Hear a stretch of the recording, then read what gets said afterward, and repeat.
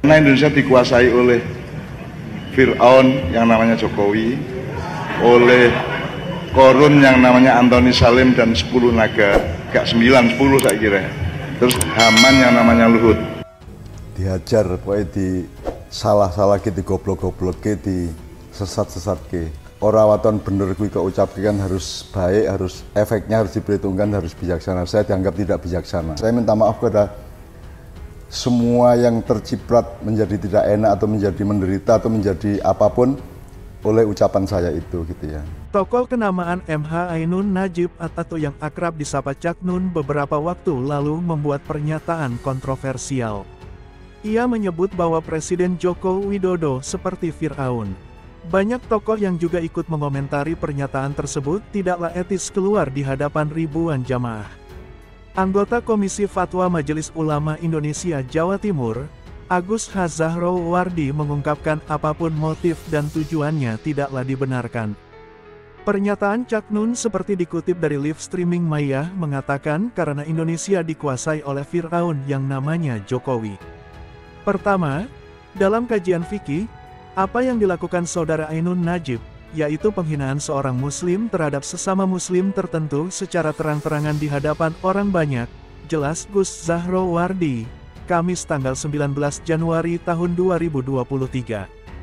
Penyamaan Presiden Jokowi dengan Fir'aun, menurut Gus Zahro setidak-tidaknya mengarah pada 3 hal yang masyhur melekat pada Fir'aun, yaitu seorang pemimpin yang kafir, mengaku sebagai Tuhan, zalim, diktator dan pemimpin tidak adil. Kedua, Gus Zahro mengungkapkan andaikan Cak Nun berkilah bahwa hal tersebut adalah bentuk kritik terhadap pemerintah, cara yang dilakukan adalah salah besar. Sebab secara terang-terangan menyebut nama pemimpin dengan menyamakan tokoh zalim. Gus Zahro lantas menyebut beberapa hadits sudah jelas tata cara untuk mengkritik pemerintah. Tidak dengan vokal menghina dan menjatuhkan, tetapi dengan cara tertutup dan lemah lembut. Salah satu hadis yang menukil terkait tersebut adalah, barang siapa ingin menasihati pemerintah, janganlah disampaikan terang-terangan, tapi pegang tangannya, bawa tempat sepi. Jika nasihatnya diterima maka bagus. Jika ditolak, ia telah menyampaikan kepada pemerintah sesuatu yang tidak baik baginya. Terlebih masalah yang dikritik sangat jauh dari fakta. Tidak hanya itu, kritik dilakukan di dalam forum umum dengan nada kebencian, bebernya melanjutkan pertimbangan ketiga. Sebagai salah satu tokoh yang punya basis jamaah besar di tengah-tengah masyarakat, yang dilakukan oleh Cak Nun pasti berdampak terhadap kepercayaan masyarakat terhadap pemerintah, khususnya Presiden dan penyelenggara pemilu 2024. Di mana jatuhnya marwah pemerintah dan hilangnya kepercayaan masyarakat adalah cikal bakal terganggunya Kamtibmas dan bisa mengarah ke bugot, paparnya. Kiai muda yang juga dosen Pascasarjana Mahat Ali Lirboyo Kota Kediri ini ketika ditanya apakah pernyataan tersebut tidak melanggar Undang-Undang NKRI.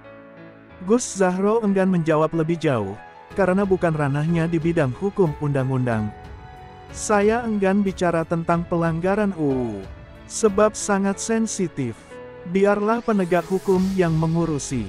Saya hanya bicara ranah hukum fikihnya, jelasnya. Pihaknya berharap, yang mesti dilakukan Cak Nun tentu harus mencabut dan meminta maaf pada orang-orang yang telah ia hina dan tuduh. Supaya tidak memancing kegaduhan di khalayak ramai. Cak Nun meminta maaf sebut dirinya kesambet dalam sebuah podcast. Cak Nun mengaku telah disidang, dihajar, dan digoblok-goblokkan serta disesat-sesatkan oleh keluarga. Sebab, perkataan yang telah ia lontarkan tidak mencerminkan keteduhan justru membuat gaduh khalayak ramai. Kenapa digoblok-goblokkan? Karena saya mengucapkan yang seharusnya tidak diucapkan. Kan saya mengajarkan semua keluarga dan Maya bahwa ora waton bener keucapke yang efeknya harus baik, harus efeknya diperhitungkan, harus bijaksana, ujar Cak Nun. Tokoh sentral dalam majelis Maya ini mengakui bahwa ia mengajarkan jangan ngomong siapa, tetapi apa substansi.